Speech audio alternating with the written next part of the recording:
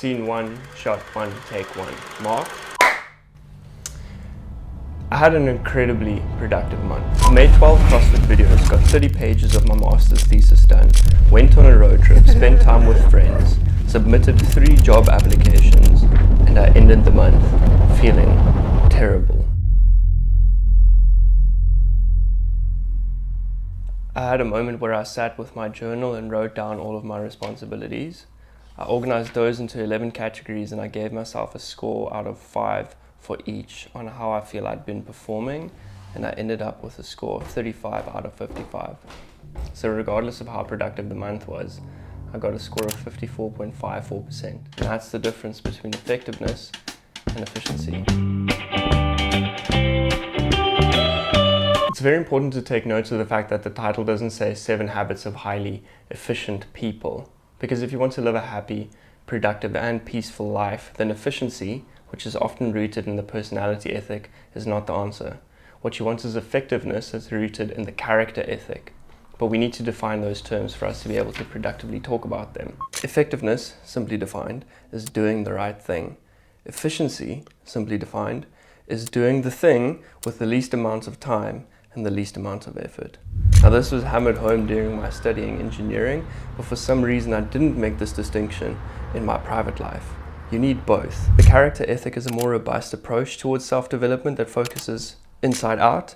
So you look at principles such as humility, integrity, and a commitment to the process in order to grow your character and that way improve yourself. Whereas the personality ethic is the one that we all know, and it's so pervasive in self-help literature that's often surface level behavior change, how to sort of superficially and quickly get what you want out of life.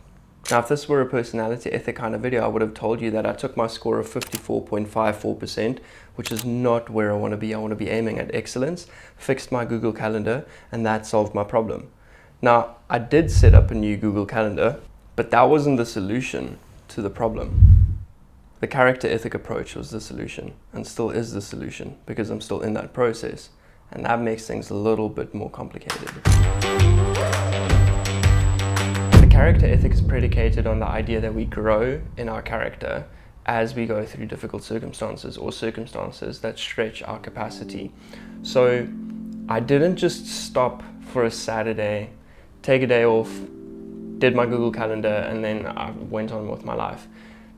It wasn't that simple. It was a process, and still is a process, and I want to emphasize that. Still in the process. Because I think if you commit to the character ethic, the process never really stops because we're always growing. I pretty much slowed down for 2 to 3 weeks and started more intentionally reflecting on who I'm becoming and who I want to be right now, and what I want to be spending my time on at this stage of my life. So I'll give you what I did as an explanatory example because I know that that's generally helpful, but I want to emphasize the fact that this is what the process looked like for me. But the focus should be on character growth, not on following what I did step by step. But you can take what I did and apply that. Over the course of the 3-week process, I went on a road trip to get some headspace and spend some time with friends. I journaled a lot about what I'd been experiencing, and I've also been experiencing, apart from feeling burnt out, some relational tensions, and I had to face those feelings, acknowledge them, and feel them. I also realized that I hadn't been prioritizing my long-term goals, which are becoming a filmmaker and creating YouTube and Patron content. I had a long conversation with a friend about finishing my studies and what I should consider when thinking about next year and entering the working world, because that's been a source of anxiety. My friend Ashwin challenged me to identify my why. I reviewed my StrengthsFinder results and started formulating my why. I spent a week further processing my emotional state, journaling, listening to audiobooks, and clarifying my why. And what that lengthy process resulted in was a very real, imperfect, but workable realization that I was very efficient and very ineffective. And I realized that one practical way to solve that problem, having gone through the lengthy process of character reflection and processing and talking to my friends and journaling, would be to simply reschedule my Google Calendar. This version of my calendar is founded upon my why and geared towards an effective balance of long-term and short-term goals, there's also enough time for rest and creative exploration to make the schedule effective and sustainable. If your focus is on effectiveness and growing your character, then these moments where you feel defeated become moments of hope. They still suck, but a score of 30 out of 55 doesn't mean that you're a failure. It means that you're in the middle of the process and in the midst of an opportunity to grow your character. That's what matters. Focus on effectiveness first, then efficiency. Let's get together. Let's get together. Let's get together. Everybody.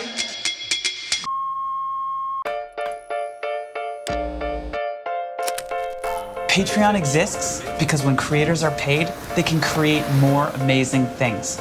Things that inspire us, teach us, challenge us, things that make us laugh. Patreon is a membership platform that makes it really easy for creators to get paid.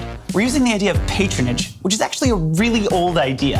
Exactly, Jack. If it weren't for patrons, we wouldn't have Romeo and Juliet or Mona Lisa. Mozart, Shakespeare, Da Vinci, they all had patrons, mostly aristocrats who paid them to create so they could enjoy their works and brag to their friends about how cool they are for supporting creators. Yeah, so it's kind of like that, but better. Creators of every kind, podcasters, YouTubers, musicians, writers, allow their fans to become patrons or members.